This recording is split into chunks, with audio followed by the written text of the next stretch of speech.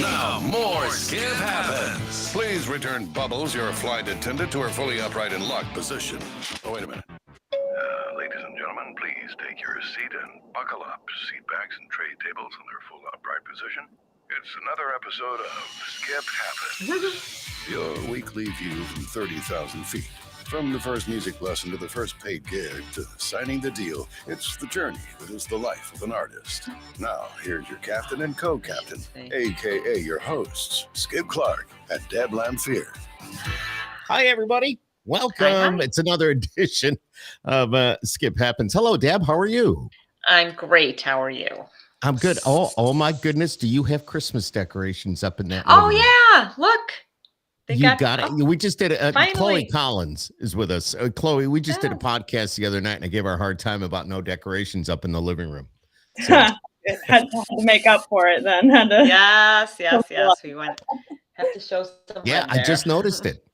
Our artist tonight, there she is, Miss Chole Collins, no stranger to the Skip Happens podcast, and we've gotten to know her pretty good. We've had a chance to hang out with her in Nashville a little bit, her and her dad, and just hear her music. And Deb set this up. It's time for us to get caught up as to what's going on with Chole Collins. And welcome to the podcast. Welcome.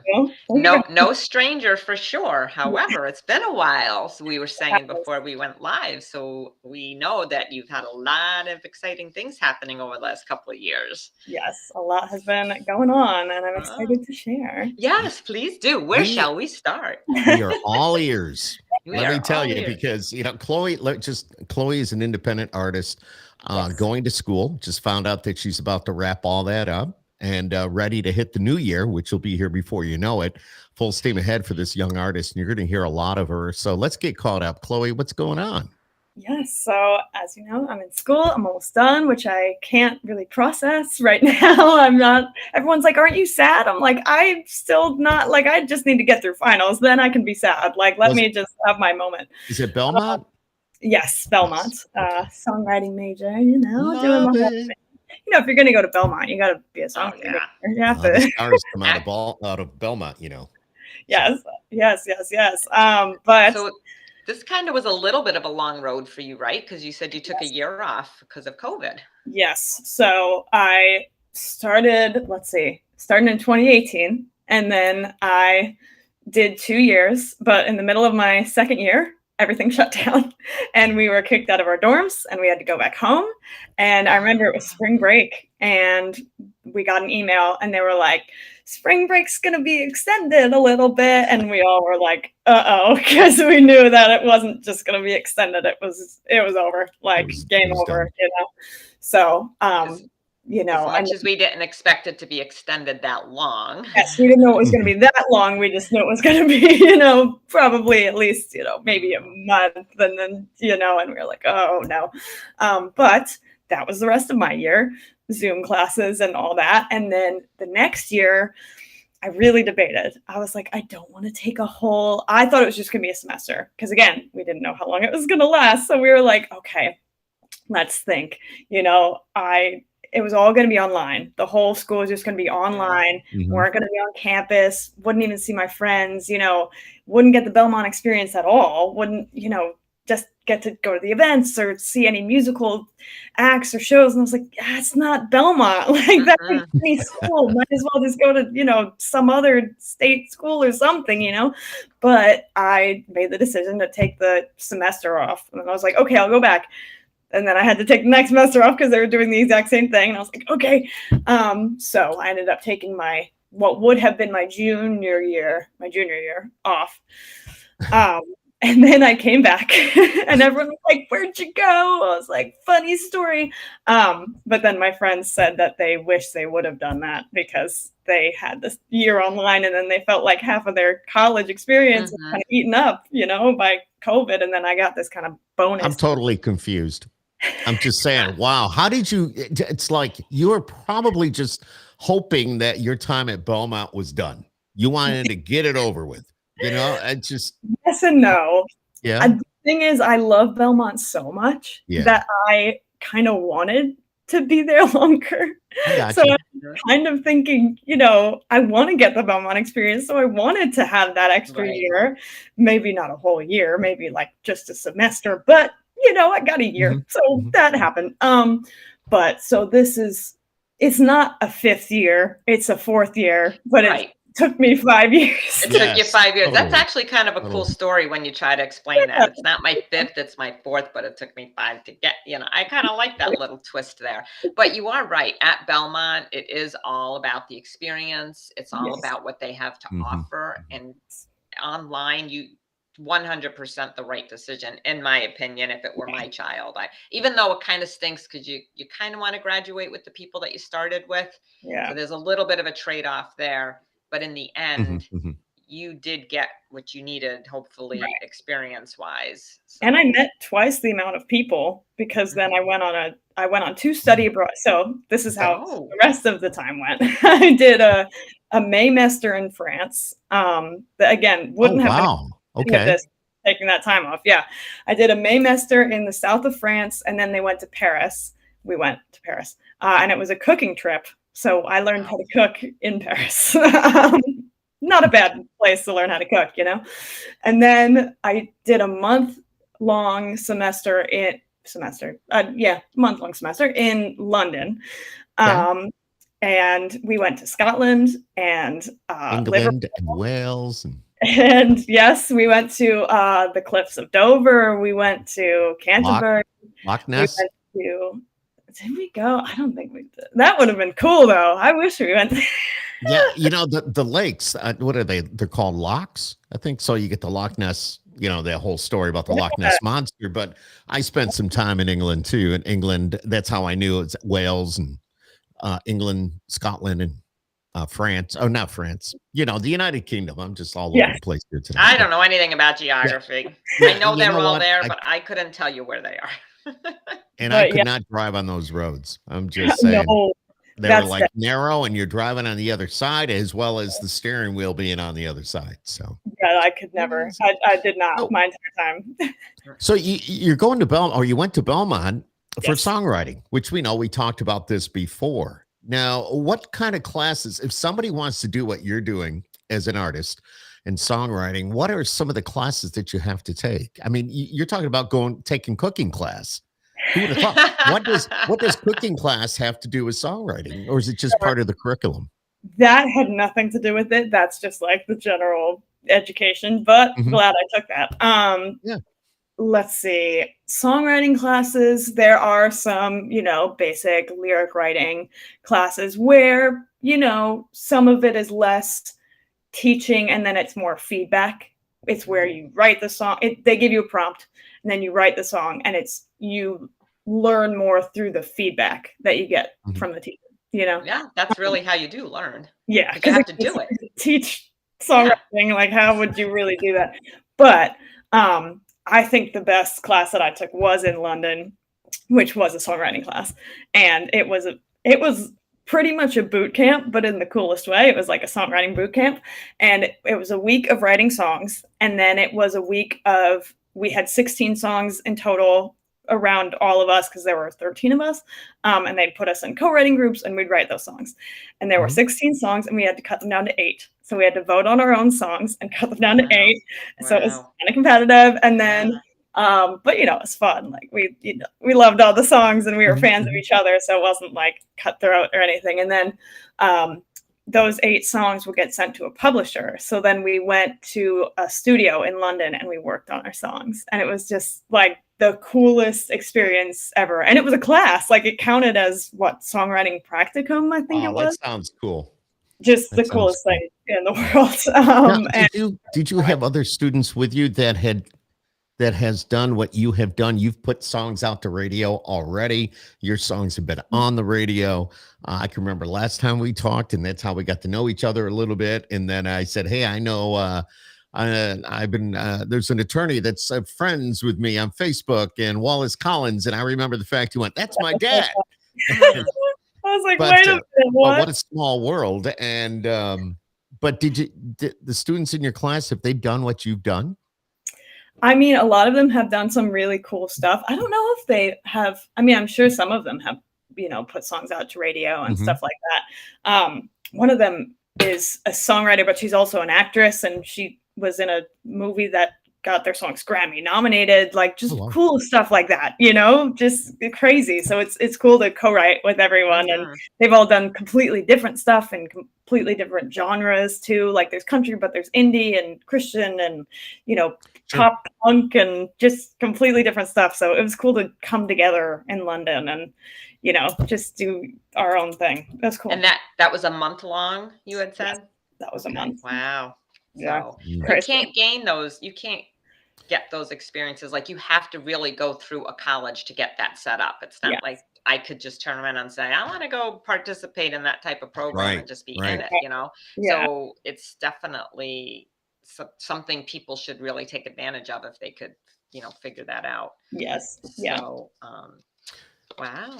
And like we said, like Deb said earlier, it's been a while since we've actually sat down and chatted. Yes. And you were good back then. Thank you. It's like, wow, she's got what it takes. How do you think you've improved over this, this time, this period that we've gone through? Obviously you're older, you're ready to get out of college. And it's time to move on and maybe pursue your dream a little bit further. How do you think you've gotten better? Well, I have just been writing like crazy. Just, probably 3 times a week or more. And on the weekends, obviously by myself and stuff, and just nonstop and always getting ideas and always, just practicing the craft on and on and on. And again, I think London helped me so much because we were writing every single day and working in the studio on songs, and just having songwriting on your brain 24/7 for a month is like really a different experience.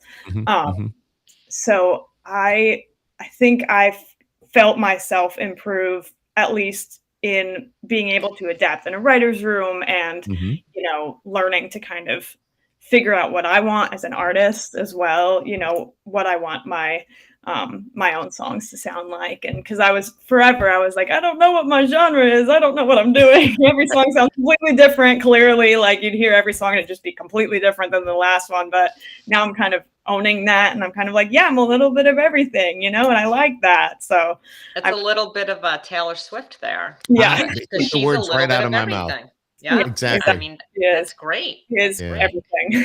I mean, there is no rule that you have to stick to one genre. Right. So, It can be a little of everything. And it just opens you up to more of an audience, because then people who like country can like you, and people who like pop and folk and jazz can like you, and like it's whatever, it doesn't exclude anybody. So it's cool. So you must listen to everything too. You just don't stick with one genre of music. You may be in the mood for something country, and then you may be in the mood for something hip hop, or then you may be in the mood for something. It all depends. Right? Yeah. And I feel it like coming into my songs too. When I'm writing, I'm, a chord will be in there. I'm like, yep, that's a jazz chord, or, whatever it is. So definitely. Such an experience. I mean, I bet if you hadn't done well, I guess the vision that I'm seeing is with the London trip, you were able to, if you were in like out right now, like where you're going, you've just experienced what you're going to be experiencing, like how the whole process works. Yes. Basically from A to Z. Yes. So, I know exactly what goes through the mind of a songwriter. You went to school for songwriting, so what goes through your mind? You must be like on 24/7, always thinking, like, God, I like that line, or you may see something or whatever. Yeah, what goes through your mind? As I think one of my teachers said, the antenna is always up. Good way to put it. Listening. It's like my friends say something and I write it down. I think someone I knew had said, I'm a walking red flag, but red looks good on me. And I wrote that into a song and released it, and just TV shows, books. It's, overheard conversations in a coffee shop. You are paying attention always. Like you're not, even if you're zoning out, you're thinking about something when you're zoning out. You're not just zoning out and thinking about nothing. Like my mind is never blank. My mind. Like, do you ever get to rest though? I mean, because I think we talked to someone just recently, and it was kind of a similar situation where your mind is just always going. Always. So how can you rest that? or you just don't Not need You to? don't. You don't need to at this age, I guess, right? Um, Stupid question. Yeah, I mean, only, when I'm sleeping. And even in my sleep, sometimes Oh, I yeah. have dreams where I'm writing songs and I That is have a so melody fun. and I wake up with a melody. It's just, Oh, it's constant. Or I'm reading a book and that's my way to relax is reading a book. But then I see lines in it that I want and I write it down, because to me, it's not a job. It's no. love too. Yeah. So I That's what want it's to. about. I don't want to break from it, I want to keep doing it all the time. So I'm like, okay, yeah, let's keep going. Absolutely. Where would you like to see yourself in a couple of years? Okay, I have been thinking about this a lot with graduation, and Sure. a lot of people That's why have I'm been asking. asking. Exactly. Yeah, everyone's like, so what are you doing after graduation? I'm like, We this, don't know. more of this. But definitely more co-writing. I want to release more songs more often. I feel like my intention is always to release songs Mhm. more often, and then I don't because school. But now I won't have that. Mhm. I do these live streams during the week, and I already do them 3 or 4 times a week, but it's Okay. kind of inconsistent. I want to do those more consistently because I have my people from TikTok come to those, so I want to do those more consistently. Play shows out more, and if we're looking more in the future, definitely more sync, placements in TV shows and movies, and I have had some more of those. Speaking of things that have happened since I've Oh, been so young, what was your experience nice. there? Do tell us. I think I've had 4 more of my songs on Heartland on Netflix, which is Nice. Yay. and on the show Ruby in the Well, which is a children's show, just got nominated for an Emmy actually for a children's So movie. may I ask, how does one get a song on one of those shows? And you have 4 on one show. So Yes. how do they find you? Long story short, this started when I was 13, and back Okay. then they had kind of found me, and then I started working with Love Cat Music, which was a music sync company, and then Love Cat has helped me get a lot of my songs on Heartland and Ruby in the Well and things like that, so I've been working with them ever since. But yeah, those companies really help me pitch my songs out there, but you have to kind of go out and find those companies, Mhm. Oh, Mhm. okay. the songs out. But yeah, and now I'm working with, I think, a few different companies to help my songs get out there. So if I could Very nice. do more of that more consistently in the next few Oh, well, that's how it starts though. And Yeah. then word will start getting around, and then For all of sure. a sudden, the feelers are out there. So Yes. that's fantastic. How important is social media to you? It's Okay. everything, right? It's everything.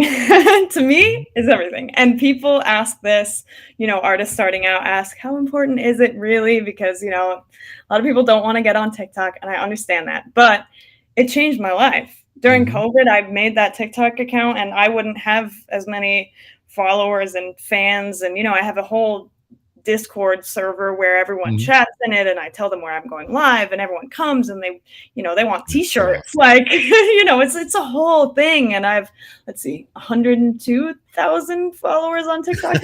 That's Mhm. all? I think I saw your post I know. that you posted a while back. Like, Yeah. it's just built up and multiplied, and So people cool. tell their friends and they tell their families. And I did like a surprise Zoom for someone for their birthday, and it brought both of us to tears. Like, people drive Oh. 15 hours to see me play live. Like, that would Mhm. have never happened before if it wasn't for TikTok. So I'm Exactly. always like, TikTok, TikTok, TikTok. Like, go viral somewhere. Instagram, TikTok. It's not easy to go viral. Just saying go viral is like not it. But try. It Like, I post 2 times a day every single day for 2 years. Like, you have to do consistently the same thing, Mhm. same Mhm. kind of content, in a niche thing. Like, I do Criminal Minds, so I think it's really, really important for an That's artist. right. Criminal Yeah. Minds. I remember talking about that. That's kinda Minds. cool. they're cool. coming back. They have a revival now. So I love it. I love it. So TikTok, though, when you look at the artists that are out there, and of course, I'm playing a lot of those artists every afternoon on the radio station here in town. But you take a Bailey Zimmerman or somebody like that. I mean, there you go. I mean, it's a good example. Bailey just hit #1 with "Fall Yep. in Love." I mean, I got the notice today. It hit #1. I'm going, wow, this kid flew up the charts. Nate Smith is coming out. You've got a lot of great artists that just a lot of new names, and it's because of social media. Yeah, it's such a great platform for discovery. And there's always, the argument, oh, it's too many people, it's clogging up, but the right people find it. Like I got enough people to find my music, and then they play it for people that like it, and then they play it for other people that like it. Like word spreads in the right way. And I think it's the best way to get your stuff out there, because now it's just the world has changed and social media is the way, so I just think it's great. I think it's such a great discovery platform. It is now, you with having your schoolwork, because that is a lot that you're doing, and you have finals and all that.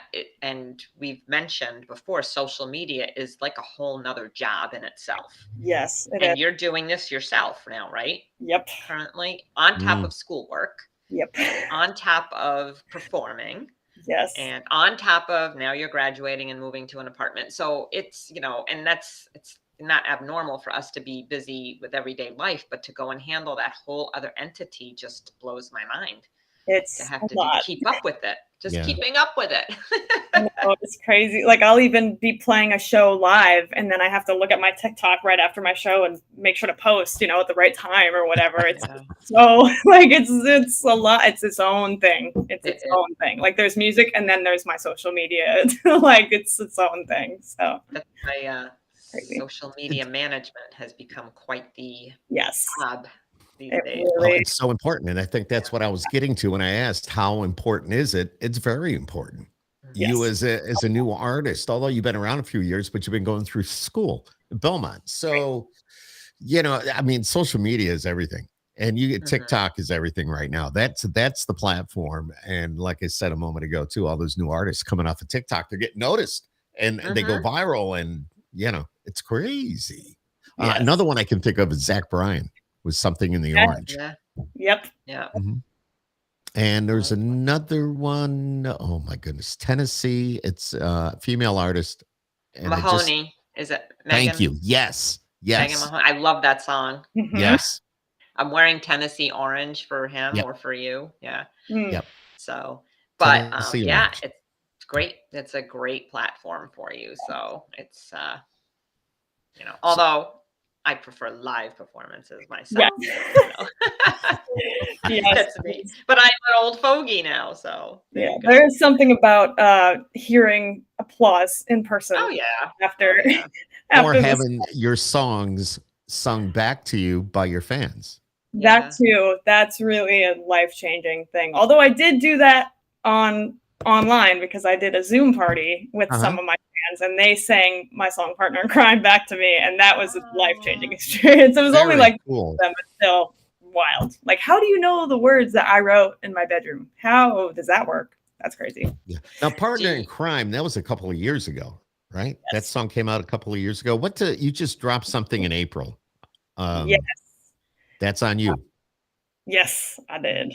Right? That's on you. I'm looking at my phone here because I have "That's on You" on there. So that's okay. Yes. Very cool. So that dropped in April. Yes. And then I think "Devil I Know" was my most recent one. And then I'm releasing a new song in January. Oh, I'll have to make note of that. Yes. New one in January. Exactly. Of course, CRS is coming up early March. Are we going to have, will we be seeing Chole Collins and it. Definitely. Oh, awesome. That's awesome. That's awesome. You have the opportunity to actually bounce ideas off of somebody, because you're in a family where your dad is an attorney. I'm not going to get into detail here, but he works on the entertainment side of things. Yes. So do you ever go and say, "Hey, Dad, I got this question," and he kind of helps you out, or just it kind of points you in the right direction as, you as an artist starting out, and maybe certain situations?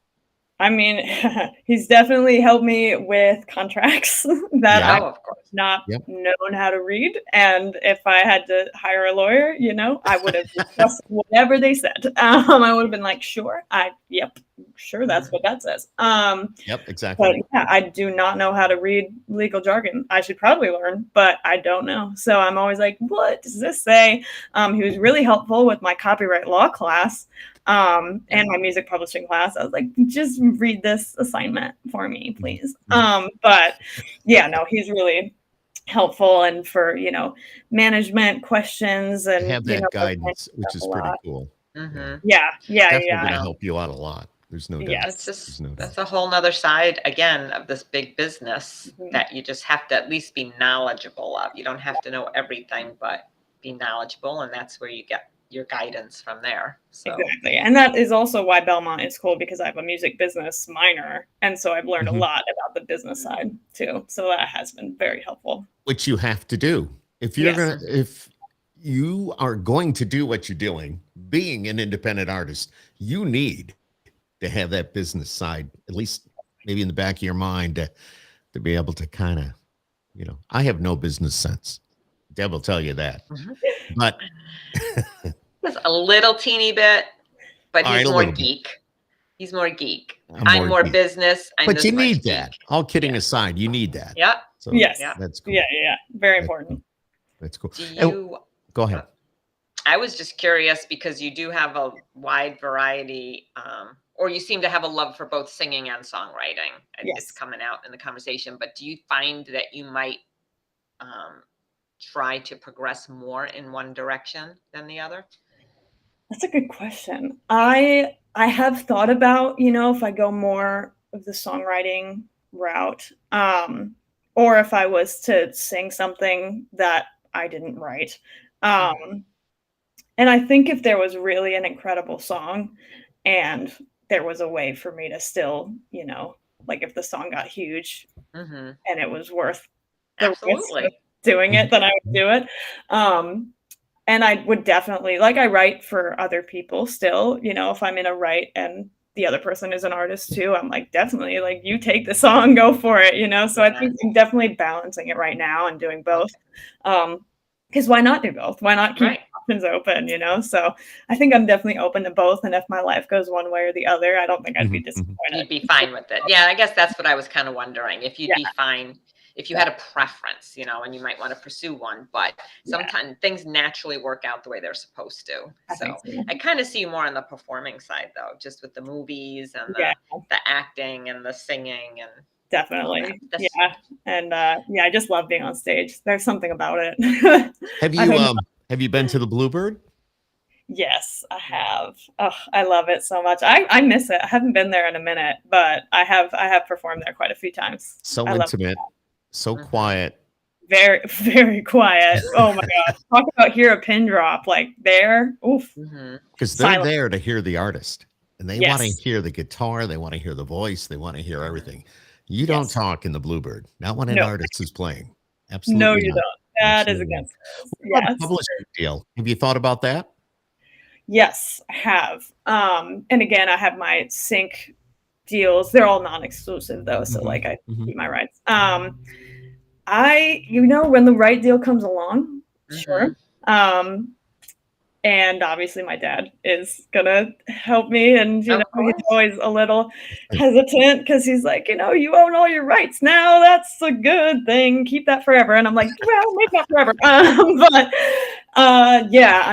enjoying the freedom now of being an independent artist and getting to release things whenever I want, and having the sync deals is great. But I think maybe at some point a publishing or, even better, a record deal would be maybe a good next step, just for practical reasons. But I think having a champion at a company would probably make the most sense. Like having someone who really believes in me and my music and is willing to kind of take it to the next level would be what I'm kind of looking for. So we'll see. Now going to Belmont, a lot of your professors are people in the business. Yes. Even some artists will show up and talk to the class. For Yes. example, who has done that for you? Oh my gosh. I had one first day, a professor just came in and put his Grammy on the table. And then no discussion. We just kept talking. He was like, okay, so today we're gonna talk about, like, just didn't even address it. Oh my gosh, so many. I had one who apparently still talks about me. I I don't remember, like, whatever, but people come up to me, they're like, oh, you're the girl who had the song in Nashville and Heartland and stuff. I'm like, how did you know that? And they're like, oh, he talks about you all the time, like this one music publishing professor. I'm like, oh my God. But he was incredible. Dan Keen is his name. He's great, and he's done a lot in the industry. Oh gosh, who else? There have been some amazing ones. And currently I have some great professors. Lisa Arpino is one right now. She's my music supervision professor, and she is a music supervisor. So she's great. But yeah, they're really good with advice too. Even if they don't, like, hand you a job application, they're really good with just, if you want to ask for coffee and just ask them for advice about the industry or what they did. A lot of them went to Vermont, so. Yeah, that's the advantage of going to a school like Belmont. You're in Nashville, close to it. You're going to have those people come in and speak to you and tell you the do's and don'ts and what's good and what's bad and whatever, stuff like that. It's just, I mean, that's a great education. Yes. You did 4 years and 5, not like it sounds, but and now you're heading out, and you can take all that knowledge and take what you're doing to another level. You're going to have time to do that. It's a lot of work, but you're going to have time to do that. And Just I think where she's going to be in 2 years when we follow. Well, we'll talk to you before then, but when we're, in 2 years when we come back on, she's going to be 2 going years. places, Skip. Oh, I know she is. Just, just always remember Skip and Deb. That's all. There you go. I love They it. always say, remember those little people. I love it. Chloe, where can, if somebody listening or watching this, if they want to get a hold of your music, tell us where they can get that. Yes. Well, I am under Chloe Collins Music, which, again, as I always say, spelled with 2 C's, not 2 K's, because I'm not a Kardashian. And we look exactly alike, so I know, I get it. But a lot of confusion there. But Chloe Collins Music on Apple Music, Spotify, on Instagram, obviously TikTok. Gosh, what else? All the streaming platforms. It's all under Chloe Collins Music. Yes, everything is under that, because I, want to keep it as simple as possible. Didn't want to change. Smart. So. Very smart. Very smart. Yes. Yeah. And of course, they can go on these platforms and download your music, and and then they have it, which is cool. So, Chloe, you're awesome. It's just so good catching up with you. Deb and I, we both wish you a lot of luck in what you do. The Skip Happens podcast. You're one of our favorites, and it's just say hello to the family, by the way. And we just, like Deb said, 2 years. No, we'll talk to her before then. I'm just saying she's going to be miles ahead in 2 years. Look how far she's come in the last couple of years. I know. I get it. But we are going to see you in March at CRS for sure. I will be. And I will watch your schedule, because I'm pretty much in Nashville every month. So if I catch a show, I'll just pop in there. So yes, that'll be so fun. I really do try to do that. So. Absolutely. And make sure you follow us on Skip Happens on YouTube and the Facebook pages. And Deb's got her info. Yeah, we're following. Yeah, Chloe, you got it all. I'm so used to She's saying following that. us, and we are going to promote her and let her know. Put out your music when it comes out and get you some new fans. Thank you. Exactly. Love it. Chloe, it's awesome to see you again. It's awesome to speak with you. Thank you for joining us here tonight on Skip Happens. Yes, thank you for having me. Always good to see you guys. Always. All right, peace out, everybody. Graduation, everything. Thank you so much. Hey, we want an invite to the party. Yes, of course. You are both invited. All right, sounds good.